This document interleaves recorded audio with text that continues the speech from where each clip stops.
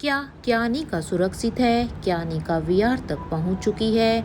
और अगर वो वीआर तक पहुंच भी गई है तो क्या वो वीआर से मिल पाएगी? क्या वो अपने सवालों के जवाब वहां पर जान पाएगी? क्या क्या होगा जब वीआर और अनिका दोनों एक दूसरे के आमने सामने होंगी? पिछले एपिसोड में हम सब ने सुना था कि यहाँ पर किंग ने अब तक तीनों ही बच्चों को वहाँ पर पानी में उनकी प्रैक्टिस के लिए भेज दिया था। यहाँ पर आर्यन और अलेक्जेंडर दोनों ही रिया को लेकर काफ़ी चिंतित थे, क्योंकि वो दोनों अभी पानी के अंदर नहीं गए थे, वो भी थोड़ा सा बाहर थे, लेकिन रिया भी वहाँ पर एक फाइटर के साथ अभी पानी के अंदर थी। तभी यहाँ पर कुछ हलचल होने लगती है। उस हलचल होने के बाद कुछ ही देर में रिया भी फिर यहाँ पर पानी से बाहर आ जाती है, और बाहर आते ही वो जोर जोर से अब लंबी सांसें लेने लगती है। कुछ पल तक वह अपनी सांसों को सामान्य करने की कोशिश करती है और फिर अपने दोनों हाथ जोड़ते हुए कहती है, अब मैं कुछ भी नहीं बोलूंगी, पक्का, अब बिल्कुल भी टाइम वेस्ट नहीं करूंगी। और ये कहते हुए ही रिया एक बार फिर से गहरी सांस लेती है और पानी से बाहर आकर अब अपने भाइयों की तरफ बढ़ने लगती है। अब वह भी आर्यन और अलेक्जेंडर के पास आकर खड़ी हो जाती है। इधर आर्यन और अलेक्जेंडर दोनों ही तुरंत उसकी तरफ देखते हैं। अपनी बहन को ठीक देखकर दोनों के चेहरे पर राहत दिखाई देती है। रिया अब उन्हें देखकर हल्की सी मुस्कान देती है, लेकिन उसकी सांसें अभी भी तेज चल रही थी। तो वहीं दूसरी तरफ एक दूसरी जगह पर घने और रहस्यमयी जंगल के बीच में एक अनजान कमरे में अनिका गहरी नींद में सोई हुई थी। कुछ देर बाद धीरे धीरे जब उसकी आंखें खुलने लगती है, शुरुआत में उसकी नज़र अब धुंधली थी। कुछ पल तक बिना हिले डुले अपनी आंखों को पूरी तरह खोलने की कोशिश करती है। जैसे जैसे अनिका की नज़र अब साफ होती जाती है तो वो अपने आसपास देखने लगती है। उसके चेहरे पर उलझन साफ साफ दिखाई दे रही थी। अनिका अपने मन में सोचती है कि मैं आखिर कहाँ पर हूँ। तभी अचानक उसे पिछली घटना याद आती है, और उसे अच्छी तरह से याद था कि वह उस घने जंगल में थी और वो एक जाल में बुरी तरह से फंस गई थी। उसने उस जाल से बाहर निकलने के लिए अपने पास मौजूद खंजर से रस्सियों को काटने की कोशिश की थी, लेकिन उसके बाद क्या हुआ था उसे कुछ भी याद नहीं था। अनिका धीरे धीरे उठने की कोशिश करती है। वो पहले अपने हाथों का सहारा लेकर बैठती है और फिर सावधानी से अपने पैरों को जमीन पर रख देती है। कुछ पल तक वह उसी तरह बैठी रहती है, जैसे ये समझने की कोशिश कर रही हो कि उसके शरीर में कोई चोट तो नहीं लगी। इसके बाद अब वो धीरे धीरे खड़ी होती है, और खड़ी होते ही उसकी नज़र अब इस पूरे कमरे में जाती है कि वो आखिर कहाँ पर है। ये कमरा बेहद पुराना और रहस्यमयी लग रहा था। दीवारों पर लगी कुछ मसाले बुझी हुई थी और उनके आसपास जली हुई कालीक के निशान साफ दिखाई दे रहे थे। कमरे के अलग अलग हिस्सों में कुछ पुरानी लालटेन भी लटकी हुई थी, जिनकी रोशनी हल्की रोशनी पूरे वातावरण को और भी रहस्यमयी बना रही थी। अनिका की नज़र कमरे के कोने में रखी एक काले रंग की क्लोक और हुडी पर जाती है। वह कुछ पल तक तो उसे ध्यान से देखती रहती है कि यह जगह आखिर है क्या, और वो अपने मन में ही इसके बारे में सोचती है। अनिका अब धीरे धीरे उस कमरे में यहाँ पर चारों तरफ घूमने लगती है। वहाँ पर रखी हर एक चीज को बड़े ही ध्यान से देख रही थी। कभी उसकी नज़र दीवारों पर जाती है तो कभी पुरानी मसालों पर, कभी कमरे के दूसरे कोनों में रखी चीजों पर। इन चीज़ों को देखकर उसके चेहरे पर लगातार सवाल थे। वो खुद से सोचती है कि मैं यहाँ पर आखिर आई कैसे। मुझे तो बस इतना ही याद है कि मैं उस जाल में फंसी हुई थी और उससे बाहर निकलने की कोशिश कर रही थी। फिर उसके बाद आखिर मेरे साथ हुआ क्या। वो अब कमरे में आगे बढ़ती जाती है और हर चीज़ को बड़े ही गौर से देख रही थी। शायद कमरे में मौजूद कोई उस चीज़ उसे ये समझने में मदद कर सकती है कि उसे यहाँ पर कौन लेकर आया, और आखिर इस जगह का क्या वीआर के साथ कोई संबंध है। वो धीरे से उस काली क्लोक और हुडी के पास जाकर रुक जाती है और उसे बड़े ही ध्यान से देखने लगती है। अनिका भी यहाँ पर इन्हीं सवालों में ही सोच रही थी कि तभी कमरे का दरवाजा धीरे धीरे खुलने लगा। दरवाजे के खुलने की आवाज़ सुनते ही अनिका तुरंत उसकी तरफ मुड़ती है। उसकी नज़र सामने खड़ी उस औरत पर पड़ती है। वह औरत कदकाठी और व्यक्तित्व में लगभग अनिका जितनी ही ऊंची और प्रभावशाली दिखाई दे रही थी। उसने काले रंग की साड़ी पहन रखी थी और उसके बालों का एक सलीके से जूड़ा बना हुआ था। कमरे की हल्की रोशनी और उसके चेहरे पर पड़े साए की वजह से अनीका अब उसका चेहरा ठीक से नहीं देख पा रही थी। लेकिन सबसे हैरान करने वाली बात यह थी कि उस अनजान औरत को देखते ही अनीका के मन में एक अजीब सा एहसास पैदा होने लगा। उसे ऐसा लग रहा था जैसे वह उस औरत को पहले से ही जानती हो। अनीका कुछ पल तक वहीं खड़ी होकर उसे देखती रहती है। उसके मन में लगातार सवाल उठ रहे थे कि आखिर ये औरत कौन है और इसे देखते ही उसे इतना एक अजीब सा अपनापन क्यों महसूस हो रहा है। क्या वो सच में उसकी कोई अपनी है? आखिरकार अनीका धीरे धीरे अपने कदम उस औरत की तरफ बढ़ाने लगती है, लेकिन जैसे ही वो उसके पास जाने के लिए आगे बढ़ती है, वो औरत तुरंत अपना हाथ सामने करते हुए अनीका को वहीं रुकने का इशारा करती है। वो गंभीर आवाज में कहती है, आप वहीं पर रुक जाइए। अनीका उसके सामने रुक जाती है। वह औरत अब कुछ पल तक अनीका को ध्यान से देखती और फिर कहती है, हमारी इच्छा के बिना महारानी यहाँ तक कैसे आ गई? क्या पेरिस में कोई तूफान आ गया है? हम किंग के सिवाय किसी के साथ भी कोई भी संपर्क नहीं रखते हैं। तो क्या यह बात सीनियर किंग ने महारानी को नहीं बताई है? उस औरत की बातें सुनकर तो अनीका थोड़ी सी उलझन में पड़ जाती है। वह समझ नहीं पा रही थी कि वह औरत उसे महारानी क्यों कह रही है और आखिर उसे यहाँ आने से इतनी आपत्ति क्यों हो गई। अनीका अब धीरे से कहती है, जी वो। लेकिन अनीका अपनी बात पूरी भी कर पाती कि उससे पहले ही वो औरत अब उसकी बात को बीच में रोकते हुए ही कहती है, देखिए महारानी, हमारे ख्याल से अभी आपको यहाँ से चले जाना चाहिए और आपके लिए भी यही बेहतर होगा और हमारे लिए भी। उसकी बात सुनकर अनीका कुछ पल तक शांत रहती है।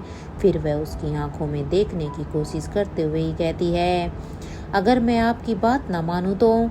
अनीका के सवाल पर वो औरत कुछ भी नहीं कहती, बस शांत नजरों से उसे देखने लगती है। इधर अनीका आगे कहती है, वैसे मुझे पता है कि आपको पूरे पेरिस की खबर रहती है। आप यहाँ पर बैठकर भी पेरिस में होने वाली बहुत सी चीज़ों के बारे में जानती हैं। तो क्या आपको यह नहीं पता कि इस समय राजमहल में आपकी सबसे ज़्यादा ज़रूरत है? अनीका ने अब अपनी बात पूरी करते हुए कहा। उस औरत ने कुछ पल तक अनीका की तरफ देखा और फिर शांत आवाज में कहा, हमें तो ऐसा नहीं लगता, और वैसे भी आपको अपने पति की प्लानिंग पर शायद भरोसा नहीं होगा, लेकिन किंग की प्लानिंग पर शक करने का तो कोई पॉइंट ही नहीं है। उनका हर एक प्लान परफेक्ट होता है। वह जो भी कदम उठाते हैं उसके पीछे कोई ना कोई वजह तो जरूर होती है। उस औरत की बात सुनकर अनीका कुछ पल के लिए उसे देखती रहती है और कहती है, शायद आपको पता नहीं है कि शायद आपको पता नहीं है कि किंग कौन है। अनीका की बात सुनते ही उस औरत के चेहरे पर एक हल्की सी सार्कास्टिक सी स्माइल आ जाती है। वह अनीका की तरफ देखते हुए कहती है, अच्छा, तो हमें पता नहीं है कि किंग कौन है? वो कुछ पल रुकती है और फिर गंभीर आवाज में कहती है, वैसे हम आपको एक बात याद दिला दें, शायद आपको किंग के बारे में सिर्फ 7 साल पहले पता चला है और सीनियर किंग के बारे में तो शायद कुछ महीने पहले ही आपको जानकारी हुई है। उसकी आवाज़ में एक अलग ही आत्मविश्वास था। अब वो आगे कहती है, लेकिन हम किंग को तब से जानते हैं जब उनका जन्म हुआ था। हमने उन्हें अपनी आंखों के सामने बड़ा होते देखा है, उन्हें अपने हाथों में लेकर खिलाया है, उनकी हर छोटी बड़ी आदत को बचपन से देखा है। इसलिए हमें यह बताने की ज़रूरत नहीं है कि किंग कौन है और वह क्या कर सकते हैं। ये कहते हुए ही उस औरत की नज़रें अचानक से कहीं दूर टिक जाती है, जैसे उसकी आंखों के सामने अतीत का कोई पुराना दृश्य आ गया हो। उसका चेहरा कुछ पल के लिए बिल्कुल बदल जाता है और वह उन पुरानी यादों में खो जाती है। अब वो कहती है, वर्ष 1995, वह समय जब रोहित का जन्म हुआ था। राजमहल में उस समय खुशी का माहौल था। महल में हर तरफ तैयारियां चल रही थी। फाउंडेशन डे नज़दीक था और पूरे राजमहल को एक खास समारोह के लिए सजाया जा रहा था। उसी दौरान नन्हे रोहित के जन्म ने महल की खुशियों को बढ़ा दिया था। आयशा उस समय पर इतनी कैपेबल नहीं थी कि वो अपने बच्चे को खुद अपने हाथों में भी ले पाती। इसलिए बड़ी रानी ने ही वहाँ पर रोहित को अपने हाथों से पाला पोसा था, वो उसको रखती थी। और उस समय धनंजय उस समय वहाँ पर महल की देखरेख किया करते थे। उस समय धनंजय पीरामल क्योंकि फाउंडेशन डे था तो किंग के कुछ फाइटर के साथ वो यहाँ पर यानी के राजमाता यानी वीआर के स्वागत के लिए वहाँ पर सारी की सारी तैयारियां कर रहे थे। वो दिन आता है जब फाउंडेशन डे का दिन होता है और राजमाता वहां पर पहुंचती है तो सभी फाइटर्स पूरे जोश और सम्मान के साथ उनका स्वागत करते हैं। उनके आने से वहां का माहौल अचानक और भी उत्साहपूर्ण हो जाता है। राजमाता इधर धीरे धीरे अंदर की तरफ बढ़ती है। उस समय बड़ी रानी जो उस वक्त रानी के पद पर थी स्वयं आगे बढ़कर राजमाता का स्वागत करती है। जब रानी कहती है, राजमाता आपका स्वागत है, हमें बहुत ही खुशी है कि आप यहाँ पर आई हैं। लेकिन राजमाता का ध्यान तो रानी की बातों से ज्यादा उनकी गोद में लिए हुए उस बच्चे पर ही था। उनकी नजरें लगातार उस नन्हे बच्चे पर टिकी हुई थी। वो नन्हा रोहित था। राजमाता कुछ पल तक उसे देखती रहती है। उनके चेहरे पर अचानक एक अलग ही भाव आ जाता है। फिर वो धीरे से अपना हाथ बच्चे की तरफ आगे बढ़ा देती है। रानी भी उनकी भावना को समझ जाती है और वो बिना कुछ कहे अपनी गोद में लिए हुए रोहित को सावधानी से राजमाता की बाहों में सौंप देती है। रोहित को अपनी गोद में लेते ही राजमाता की आंखें एक पल के लिए नम हो जाती है। वह उसे अपने सीने से लगाती है और कुछ पल तक बिल्कुल शांत रहती है। फिर वह रोहित को लेकर वहां से आगे बढ़ जाती है। उनका इरादा सीधे किंग से मिलने का था। कुछ देर बाद वह उस कमरे में पहुंचती है जहां पर किंग मौजूद थे। कमरे में पहुंचने के बाद राजमाता की नजरें एक बार फिर से रोहित पर टिक जाती है। वह उसे बेहद ध्यान से निहार रही थी। कभी उसके चेहरे को देखती, कभी उसके छोटे छोटे हाथों को और कभी उसके मासूम चेहरे पर आती उस हल्की सी मुस्कान को। रोहित को देखते देखते अचानक ही राजमाता की आंखों में आंसू आने लगते हैं। वह अपने आंसुओं को रोकने की कोशिश करती है लेकिन भावनाएं उस समय इतनी गहरी थी कि उन्हें संभालना आसान नहीं था। तभी पीछे से उन्हें किंग की आवाज आती है, राजमाता वीआर आप ठीक तो है ना? किंग की आवाज सुनकर राजमाता तुरंत अपनी भावनाओं को नियंत्रित करने की कोशिश करती है। वह अपनी आंखों के आंसू पोंछती है और फिर धीरे धीरे पीछे मुड़कर किंग की तरफ देखती है। अपने चेहरे पर हल्की मुस्कान लाते हुए वो किंग से कहती है, कॉन्ग्रेचुलेशंस किंग, आप नाना बन गए। किंग के चेहरे पर भी खुशी दिखाई देती है। वो मुस्कुराते हुए ही कहते हैं, थैंक यू सो मच। इधर फिर किंग की नज़र राजमाता की गोद में मौजूद रोहित पर जाती है। वह कुछ हैरानी के साथ कहते हैं, यह आपकी गोद में रो नहीं रहा है। इट्स रियली स्ट्रेंज, वरना किसी अनजान की गोद में तो यह जाता ही नहीं है। किंग की बात सुनकर राजमाता कुछ पल तक रोहित को देखती है। फिर उनके चेहरे पर एक हल्की सी मुस्कान आती है। वह रोहित को और भी करीब करते हुए ही कहती है, हम इनके लिए अनजान नहीं हैं। किंग उनकी बातों को सुनकर कुछ पल के लिए शांत हो जाते हैं और वो राजमाता की तरफ गौर से देखने लगते हैं। इधर राजमाता आगे कहती है, शायद इन्हें पता है कि हम कौन हैं। बच्चों को बहुत सी चीजें बिना बताए ही महसूस हो जाती है। और ये कहते हुए ही राजमाता एक बार फिर से रोहित के माथे पर प्यार से हाथ फेरती हैं। उनकी आंखों में अब भी भावनाएं थी लेकिन इस बार उन भावनाओं के पीछे एक गहरा अपनापन भी साफ साफ दिखाई दे रहा था। इधर वीआर राजमाता की ये बात सुनते ही किंग राजमाता को एक अजीब सी नज़र से देखते हैं, जैसे वो उनकी बात का मतलब पूरी तरह समझ नहीं पाए हों। इधर राजमाता वीआर तुरंत अपनी बात स्पष्ट करते हुए ही कहती है, हमारा मतलब है कि ये हमें भी बिल्कुल भी अनजान नहीं समझते हैं। किंग कुछ पल तक उन्हें देखते हैं और फिर रोहित की तरफ अपना हाथ बढ़ाते हुए ही कहते हैं, तो फिर इसे आप मुझे दे दीजिए। राजमाता रोहित को अपनी बाहों में संभालते हुए ही किंग की तरफ देखती है और कहती है, यहाँ पर कोई और भी तो है ना जो प्रेग्नेंट है और आने वाले किसी भी वक्त में एक नन्ही सी जान को इस दुनिया में लाने वाली है। वो कहाँ है? क्योंकि वो यहाँ पर सीधे सीधे स्वाति के बारे में पूछ रही थी और फिर वो थोड़ी सी चिंतित होकर पूछती है, और एक बात, आपकी बेटी की तबीयत अब कैसी है? राजमाता के इस सवाल पर किंग की नजरें अचानक नीचे झुक जाती है। उनके चेहरे की खुशी भी कुछ पल के लिए अब गायब हो जाती है। वह बेहद धीमी आवाज में कहते हैं, बस बस मेरी बेटी जिंदा है।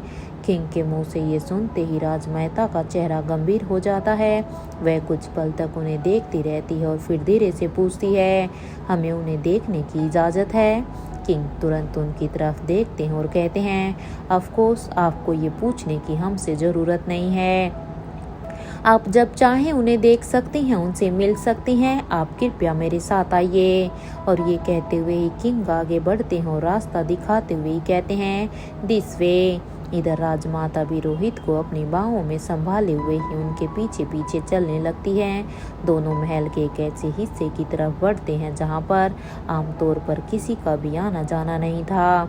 कुछ देर बाद किंग उन्हें लेकर एक गुप्त कमरे के सामने पहुंचते हैं। इधर दरवाजा खुलते ही दोनों अंदर चले जाते हैं। जैसे ही राजमाता की नज़र कमरे के अंदर मौजूद स्वाति पर पड़ती है, उसके कदम कुछ पल के लिए वही रुक जाते हैं। स्वाति उस समय बेहद ही कमज़ोर हालात में थी। उसे देखते ही राजमाता की आंखों में चिंता और ममता दोनों दिखाई देने लगती है। वो धीरे धीरे अपने कदम स्वाति की तरफ बढ़ाती है। उनके हाथों में अभी भी नन्हा रोहित था। स्वाति के पास पहुंचकर राजमाता कुछ पल के लिए उसे ध्यान से देखती रहती है और फिर अब अपना एक हाथ धीरे से स्वाति के माथे पर रख देती है। स्वाति की आंखें बंद थी और वो बिल्कुल शांत पड़ी थी। इधर राजमाता कुछ पल तक बिना कुछ बोले उसके माथे पर अपना हाथ रख के कहती है। उनकी आंखों में भावनाएं उमड़ रही थी, लेकिन फिर वो बेहद धीमी और स्नेह भरी आवाज में कहती है, आपको और आपकी इस होने वाली बेटी को हमारा बहुत सारा प्यार और बहुत सारा आशीर्वाद। और ये कहते हुए वो स्वाति के माथे पर अपना हाथ कुछ पल के लिए रखती और अपनी सारी की सारी शुभकामनाएं और आशीर्वाद उसे देना चाहती हूँ। वही किंग कुछ दूरी पर खड़े होकर बस राजमाता को ही देख रहे थे। उनके चेहरे पर कई भाव एक साथ दिखाई दे रहे थे, जैसे इस मुलाकात के पीछे छिपी कोई पुरानी कहानी उनके मन में अभी भी जीवित हो। उन्हें सच में राजमाता का ये रूप देखकर उन्हें थोड़ी सी हैरानी भी हो रही थी। और इधर यहाँ पर राजमाता अब कहती है, हमारा ढेर सारा प्यार और आशीर्वाद आपके और आपकी बेटी के लिए, दोनों के लिए ही है। इधर राजमाता अब स्वाति की तरफ देखते हुए आगे कहती है, आपकी बेटी इस दुनिया में बस इसीलिए नहीं आएगी कि उन्हें अपनी जनरेशन को आगे बढ़ाना है, बल्कि वो तो कुदरत का एक बहुत ही बड़ा आशीर्वाद बनकर इस दुनिया में आएगी। वो अपनी ही जनरेशन में आगे बढ़ते जा रहे उस कर्ज को ख़त्म करेगी जो ना जाने कितने ही समय से इस परिवार का पीछा कर रहा है। ये कहते हुए ही राजमाता धीरे से अपना हाथ स्वाति के पेट पर रख देती है। जैसे ही उनका हाथ स्वाति के पेट पर जाता है तो उनके चेहरे पर एक बेहद प्यारी और संतुष्ट मुस्कान आ जाती है। वहीं किंग दूर खड़े होकर राजमाता की सारी बातें ध्यान से सुन रहे थे। उनके चेहरे पर अब हैरानी साफ साफ दिखाई दे रही थी। आखिरकार अब वो खुद को रोक नहीं पाते और कहते हैं, माफ़ कीजिएगा राजमाता, लेकिन आपको ये कैसे पता चला है कि स्वाति एक बेटी को जन्म देने वाली है? क्योंकि अभी तो उसके बारे में कोई कुछ भी नहीं कह सकता कि उन्हें एक बेटी होगी या बेटा। इधर राजमाता ये सुनकर कुछ पल तक शांत रहती हैं। उनकी नजरें अभी भी स्वाति के चेहरे पर टिकी हुई थी। फिर वह धीरे से रोहित की तरफ देखती है और कहती है, रोहित आ गया है ना? तो अब बस। और इतना कहते ही राजमाता अचानक खामोश हो जाती है। किंग उसकी तरफ सवालिया नज़रों से देखते रहते हैं, लेकिन राजमाता आगे कुछ भी नहीं कहती।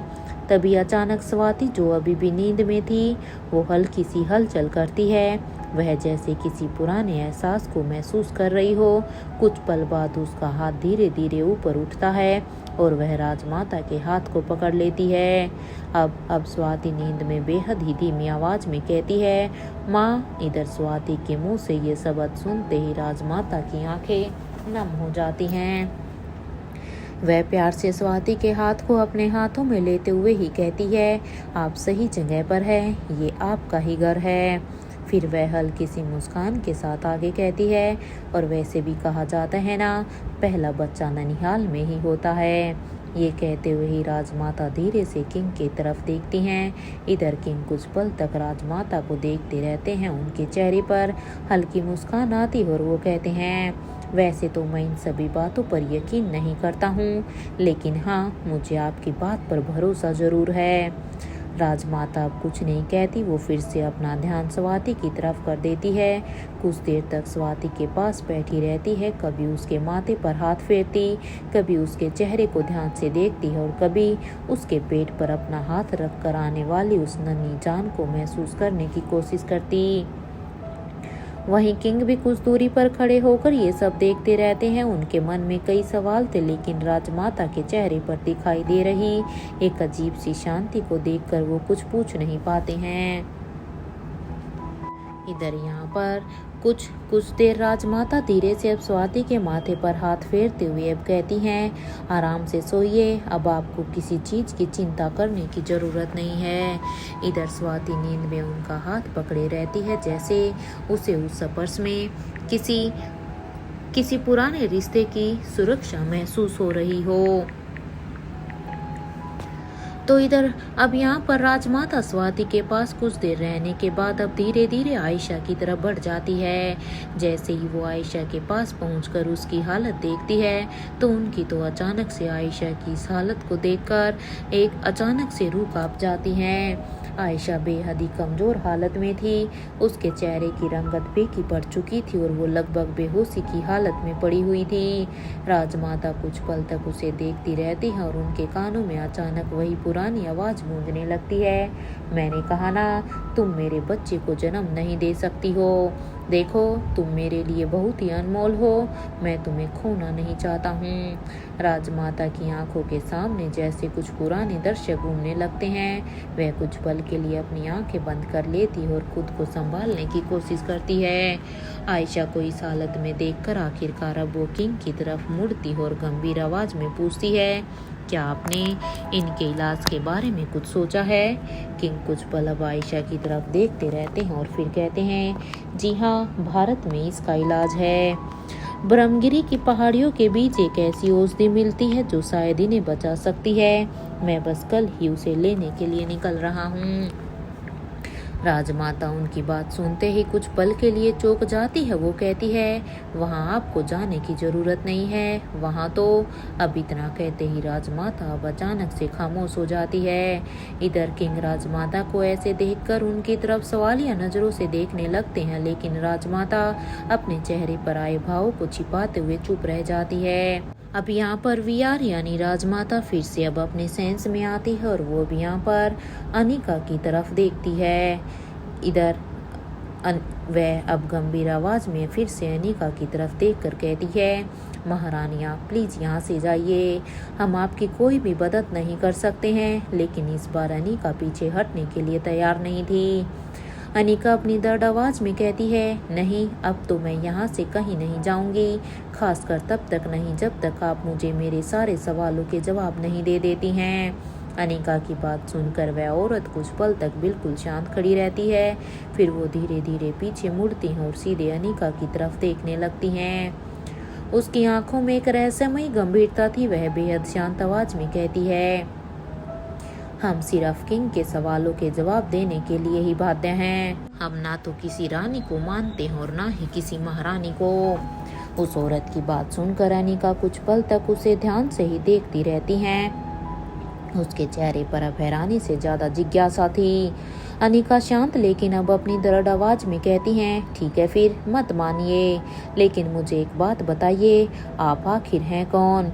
अनिका के इस सवाल पर उस औरत के चेहरे पर फिर से वही हल्की सी रहस्यमयी मुस्कान आ जाती है और वो कहती है, क्या सीनियर किंग ने आपको हमारे बारे में नहीं बताया है? अनिका तुरंत जवाब देती है, बताया तो है, लेकिन वो उनका एक पर्सपेक्टिव था। उन्होंने आपको जिस तरह से देखा और समझा वो उनकी नज़र थी।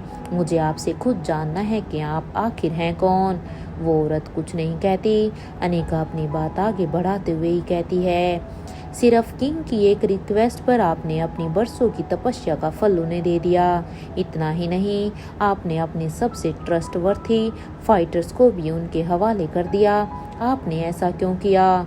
उस औरत की आंखों में एक पल के लिए गंभीरता आ जाती है। इधर अनिका आगे कहती है, आपको पता था कि वो शक्ति कितनी महत्वपूर्ण है, फिर भी आपने बिना किसी सवाल के किंग की बात मान ली। आखिर ऐसा क्या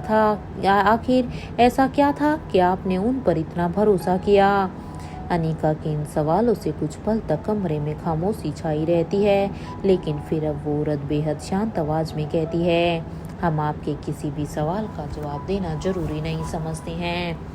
अनीका अब उनकी तरफ देखती रहती है। वो औरत अब आगे कहती है, हमारे ख्याल से अब आपको यहाँ से चले जाना चाहिए।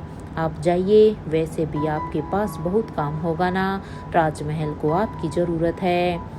अनीका ये सुनकर तुरंत जवाब देती है, राजमहल के साथ हमारा कोई भी रिश्ता नहीं है। उसकी बात सुनते ही उस औरत के चेहरे पर एक हल्की सी मुस्कान आती है और अब वो कहती है, अच्छा तुम्हें ऐसा लगता है? अनीका कुछ कहने ही वाली थी कि वो औरत अब आगे बढ़कर कहती है, वैसे तुम एक बहुत ही बड़ी गलतफहमी में हो, या फिर अब वह अचानक अपनी बात को अधूरा छोड़ देती है। इधर अनीका उसकी तरफ सवालिया नजरों से देखने लगती है। कुछ देर चुप रहने के बाद यह औरत अब फिर से अनीका को कहती है, आपको हमारी बात समझ में क्यों नहीं आती है? उस औरत की बात पूरी होते ही अनीका अपने कदम धीरे धीरे अब फिर से उसकी तरफ बढ़ाने लगती हैं। उसकी आंखों में अब डर नहीं था, बल्कि अपने सवालों के जवाब जानने की जिद साफ साफ दिखाई दे रही थी। अनीका को इस तरह से अपनी तरफ आते देखकर वो औरत तुरंत गंभीर हो जाती है। वह अपना हाथ थोड़ा आगे करते हुए चेतावनी भरे अंदाज में कहती है, अनीका, हम आपके साथ किसी भी तरह की हिंसा नहीं करना चाहते हैं। ये सुनते ही अनीका हल्की सी मुस्कान से के साथ कहती है, वो तो आप नहीं कर सकती हैं। उस औरत की आंखें ये सुनकर कुछ पल के लिए अनीका पर टिक जाती है। इधर अनीका आगे बढ़ते हुए ही कहती है, जब आपने मिस्टर मारवा का नाम लिया था रोहित, उस नाम से मुझे एक अजीब सा अपनापन महसूस हुआ था। पता नहीं क्यों, लेकिन ऐसा लगा जैसे उस नाम से मेरा कोई बहुत ही पुराना रिश्ता जुड़ा हुआ है। वह कुछ पल रुकती और फिर सीधे उसकी आंखों में देखते हुए पूछती है, क्या मैं इसकी वजह जान सकती हूँ? अनीका की आवाज़ अब और भी गंभीर हो जाती है। कौन है आप, और क्या रिश्ता है आपका किंग और उनके वंश के साथ? ये सुनकर वो औरत अब चुप रहती है। इधर अनीका बिना रुके अपनी बात आगे बढ़ाते हुए कहती है, आपने जो कुछ भी किया है वो तो सिर्फ एक माँ ही कर सकती हैं। किसी अनजान इंसान के लिए कोई अपनी जिंदगी भर की तपस्या का फल इस तरह एक ही पल में तो नहीं दे देता। अनीका की नज़रें अब उस औरत के चेहरे पर टिक जाती हैं। आपने किंग की सिर्फ एक रिक्वेस्ट पर अपनी बरसों की तपस्या का फल उन्हें दे दिया। अपने सबसे भरोसेमंद फाइटर भी उन्हें सौंप दिए, और अभी आपने खुद कहा ना कि आपको किंग के अलावा किसी और से कोई भी मतलब नहीं है। तो क्या आप बूढ़े किंग की माँ हैं? ये सवाल सुनकर तो कमरे का माहौल जैसे अचानक से बदल जाता है।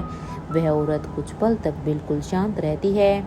उसके चेहरे पर कोई भाव नहीं था, लेकिन उसकी आंखों में जैसे अनीका के सवाल ने कोई पुरानी यादें जरूर जगा दी थी। कुछ क्षण बाद वो बेहद ही शांत आवाज में कहती है, सोचना अच्छी बात है अनीका, लेकिन ज़रूरत से ज़्यादा सोचना सही नहीं है। अनीका उसकी तरफ देखती रहती है। वो औरत अब आगे कहती है, वैसे तुम्हें जो सोचना है तुम सोचो, हमें कोई फर्क नहीं पड़ता कि तुम्हारे दिमाग में हमारे बारे में क्या चल रहा है।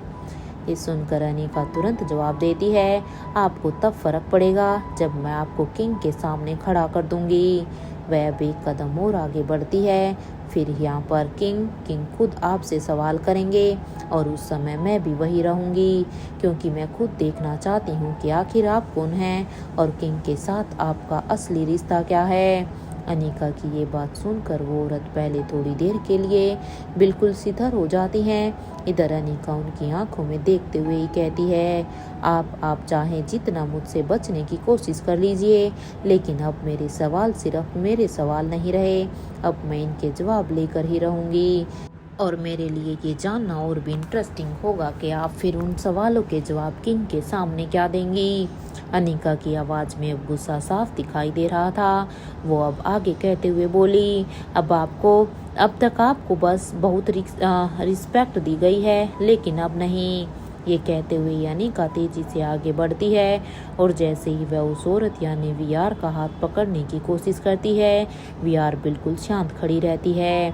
अनिका को लगा कि इस बार वह उसका हाथ पकड़ लेगी, लेकिन अगले ही पल वीआर अपने दूसरे हाथ को तेजी से आगे करती है और वो सीधा ही इस बार अनिका के ऊपर एक हमला कर देती है। अचानक हुए इस वार से अनिका कई कदम पीछे जाकर गिरती है। अनिका कुछ पल तक जमीन पर पड़ी रहती है। उसके चेहरे पर हैरानी साफ दिखाई दे रही थी। वह धीरे धीरे उठती और सामने खड़ी वीआर को अविश्वास से देखने लगती है। इधर वीआर बिल्कुल शांत खड़ी थी, जैसे अभी अभी उसने कुछ किया ही ना हो। वो अनिका की तरफ देखते हुए ही कहती है, क्या हुआ, इतना हैरान क्यों हो रही हो? अनिका अब कुछ नहीं कहती। अब वीआर आगे कहती है, क्या तुम्हें लगता है कि यह सब इतना आसान है? तुम्हें अंदाजा भी है कि तुम जिसके साथ लड़ने वाली हो वो आखिर कौन है? वह कुछ कदम अनिका की तरफ बढ़ती है और कहती है, अनिका तुम उसके साथ अकेले लड़ नहीं सकती हो। अनिका उसकी बात ध्यान से सुनती रहती है। इधर वीआर की आवाज़ और भी गंभीर हो जाती है। वो कहती है, क्योंकि उसे मैंने ही बनाया था, इसलिए सिर्फ मेरा अंश उसे अकेले नहीं मार सकता है। तुम्हें अभी तक शायद यह लग रहा है कि तुम्हारी पिछली लड़ाइयों की तरह यह लड़ाई भी तुम्हारे लिए आसान होगी। वह कुछ पल रुकती है और फिर कहती है, क्या लगता है तुम्हें उसे हराना उतना ही आसान होगा जितना क्रिस्टोफर और दमयंती के वक्त था? नहीं नहीं अनिका, इतना आसान इस बार नहीं होगा। इस बार तुम्हारे सामने जो खड़ा होगा उसके पीछे सिर्फ उसकी अपनी ताकत नहीं होगी, बल्कि उसके पीछे मेरी बनाई हुई शक्ति भी होगी। अनिका अब धीरे धीरे ये सुनकर अपनी जगह से उठती है और अब अपने कपड़ों को ठीक करते हुए वीआर की तरफ देखती है और फिर हैरानी से कहती है, आपने मतलब? वह कुछ पल रुकती और कहती है, और आपका अंश? अनिका वीआर की बातों को जोड़ने की कोशिश कर रही थी। वो अब आगे कहती है, आप मुझे वॉर्न कर रही हैं, इसका मतलब आपका रिश्ता मिस्टर मारवा के साथ नहीं बल्कि मेरे साथ है। ये सुनकर वीआर कुछ भी नहीं कहती। अनिका की बेचैनी अब और भी बढ़ जाती है। वह उसके बिल्कुल सामने खड़ी होकर पूछती है, जवाब दीजिए मुझे, क्या रिश्ता है आपका मेरे साथ? अनिका की आंखें अब सीधे वीआर की आंखों में थी और कहती है, आप मुझे बार बार क्यों बचाना चाहती हैं? आपने मुझे उस लड़ाई के बारे में क्यों बताया? और अगर आपको किंग के अलावा किसी और से कोई मतलब नहीं है तो फिर आप मेरी चिंता क्यों कर रही हैं?